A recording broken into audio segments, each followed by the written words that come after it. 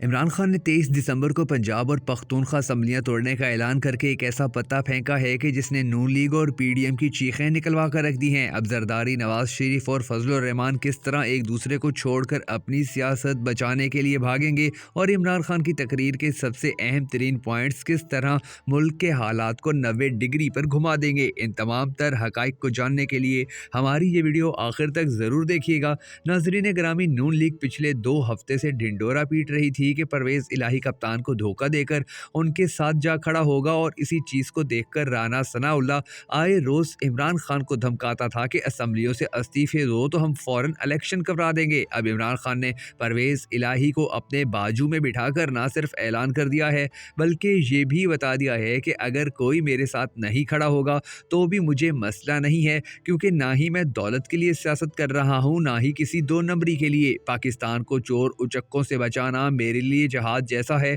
और मैं ये जहाज जरूर करूंगा। इस ऐलान के बाद पीडीएम के पास सिर्फ 1 हफ्ते का वक्त रह गया है और उसके बाद इलेक्शन का बगल बच जाएगा। नून लीग, पीपी और फजलुर रहमान अच्छी तरह जानते हैं कि अगर ये लोग मिलकर इलेक्शन लड़ेंगे तो इनके कारकुन एक दूसरे की पार्टी को वोट नहीं देंगे और इस तरह इमरान खान क्लीन स्वीप कर जाएगा। यही वजह है कि अब आप देखेंगे कि ये सारे चोर अपनी अपनी पार्टी मजबूत करने में जुट जाएंगे। अली मोहम्मद खान ने भी परवेज इलाही के बारे में कह दिया है कि हमारे साथी बड़े कॉज के लिए असेंबलियां तहलील करेंगे और हम इनको कभी अकेला नहीं छोड़ेंगे। दूसरी तरफ पाकिस्तान के साबिक वजीर आजम इमरान खान ने ऐलान करते हुए साफ लफ्जों में कहा कि हम 23 दिसंबर को पंजाब और केपी के असेंबलियां तोड़ देंगे और कौमी असेंबली में स्पीकर के सामने खड़े होकर इस्तीफे मंजूर करने का कहेंगे। जब तक शफाफ इलेक्शन नहीं होंगे तब तक खौफ बाकी रहेगा कि मुल्क डूब जाएगा। कौम को बहुत अच्छी तरह अंदाजा है कि 50 साल में आज सबसे ज्यादा महंगाई है। 30 साल से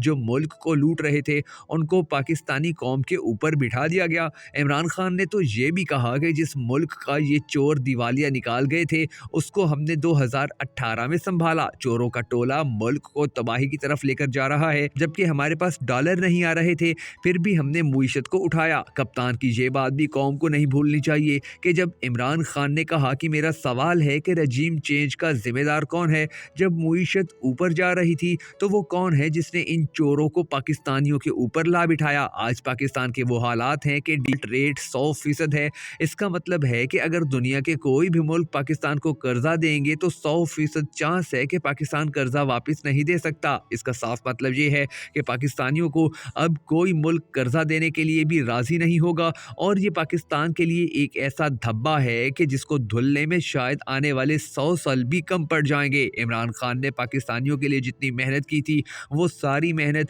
इस इम्पोर्टेड हुकूमत ने डबो कर रख दी है और पाकिस्तानियों को अब कोई रास्ता नजर नहीं आ रहा कि आखिर किस तरह वो इस इम्पोर्टेड हुकूमत से जान छुड़वाएं और किस तरह अपने आप को एक बेहतर कौम साबित कर सकें। इमरान खान ने कौम को एक बार फिर बताया है कि हमने रिकॉर्ड एक्सपोर्ट बढ़ाई, 6100 अरब रुपए की टैक्स कलेक्शन की, जबकि मुल्क में अब इंडस्ट्री बंद हो रही है, बेरोजगारी बढ़ रही है। हमारे दौर में मजदूर नहीं मिलता था, बाहर से लाना पड़ता था और आज 7 लाख पाकिस्तानी मजदूरी के लिए मुल्क छोड़ चुके हैं। पाकिस्तानियों, याद रखना कि हम डिफॉल्ट की तरफ जा रहे हैं, एलसीज नहीं खोल रहे। इन करप्ट लोगों के पास कोई रोड मैप नहीं है और ये चाहते हैं कि इलेक्शन को भी मुलतवी करवा दिया जाए। ये खौफजदा हैं और इन्हें डर लगा हुआ है कि जब इलेक्शन हो गए तो ये साफ साफ हार जाएंगे। इलेक्शन कमिश्नर एक बददयानत आदमी है और वो इनके साथ मिला हुआ है और लगता है कि ये अक्टूबर में भी इलेक्शन नहीं करवाएगा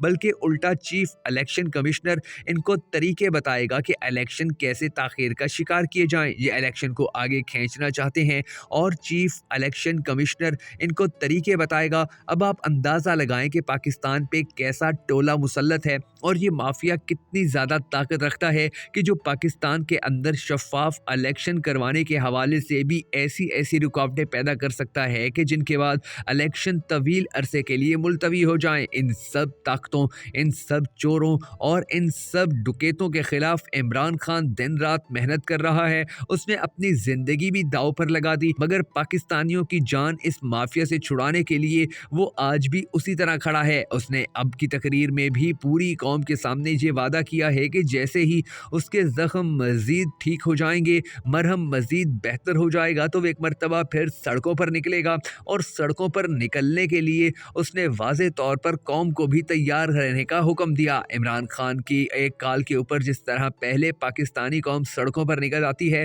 اب امید ہے کہ اسی طرح ایک مرتبہ پھر عمران خان جب سڑکوں پر نکلے گا تو قوم پہلے سے زیادہ اس کا ساتھ دے گی، کیونکہ قوم کو بہت اچھی طرح اندازہ ہو چکا ہے کہ عمران خان صرف باتیں کرنے والا، صرف جلسے کرنے والا، صرف تقریریں کرنے والا یا صرف الزامات لگانے والا سیاستدان نہیں ہے، بلکہ وہ ایک ایسا سیاستدان ہے کہ جو پاکستان کو ایک حقیقی ملک بنانا چاہتا ہے، کہ جہاں پر عدل و انصاف کا چرچا ہو، جہاں پر لوگوں کو ان کا حق ملے اور کسی کے ساتھ نا انصافی نہ ہو۔ عمران خان کو زخمی کیا گیا، عمران خان کی زندگی چھیننے کی کوشش کی گئی، عمران خان کے اوپر الزامات لگائے گئے، عمران خان کی بیوی کو گندی سیاست کے اندر گھسیٹا گیا، عمران خان کی کردار کشی کی گئی، عمران خان کی زندگی چھیننے کے لیے نئے نئے پلان بنائے گئے، عمران خان کی گندی آڈیوز اور ویڈیوز لیک کرنے کی کوششیں کی گئیں، مگر ان سب چیزوں کے باوجود بھی کپتان آج ڈٹ کر کھڑا ہے۔ کپتان آج اسی طرح کھڑا ہے کہ جس طرح وہ پہلے دن کھڑا ہوا تھا، اور اس کا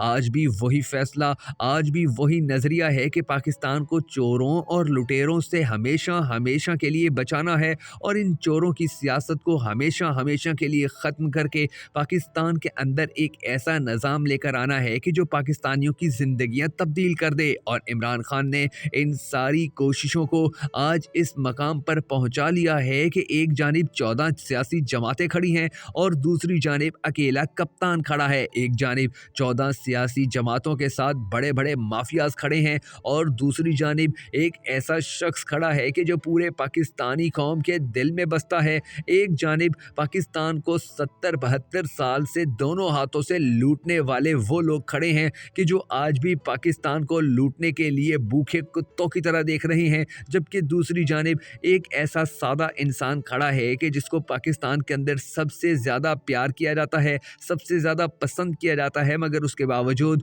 اس کے اندر کسی قسم کا کوئی غرور نہیں، بلکہ وہ اپنی ہر کامیابی پر اللہ کا شکر ادا کرتا ہے اور اپنی ہر ناکامی پر اللہ سے مدد طلب کرتا ہوا نظر آتا ہے۔ عمران خان نے ہمیشہ پاکستانی قوم کو باوقار اور ایک ایسی قوم بننے کا درس دیا ہے کہ جس کی دنیا میں عزت ہو، اور عزت حاصل کرنے کا یہ پیغام دینے والا شخص دراصل خود بہت زیادہ عزت دار ہے، اور عزت اور ذلت اللہ تبارک و تعالیٰ کی ذات کے ہاتھ میں ہے۔ تو آپ خود دیکھیں کہ کس طرح عمران خان اپنے فیصلوں پر ڈٹ کر کھڑا ہے، تو قوم اس کے ساتھ ہے، اللہ کی مدد اس کے ساتھ ہے، اور ہم سب کو یہ دعا بھی کرتے رہنا ہے کہ اللہ تبارک و تعالیٰ پاکستان کی ہمیشہ حفاظت فرمائے، پاکستان کو اس چور، کرپٹ اور 2 نمبر ٹولے سے جان چھڑوائے، پاکستان کو دنیا کے اندر ایک ایسا مقام دے کہ ہر جانب پاکستانیوں کا احترام ہو، پاکستانیوں کی تذلیل کہیں نہ کی جائے، اور پاکستان کا وزیر اعظم عمران خان ہو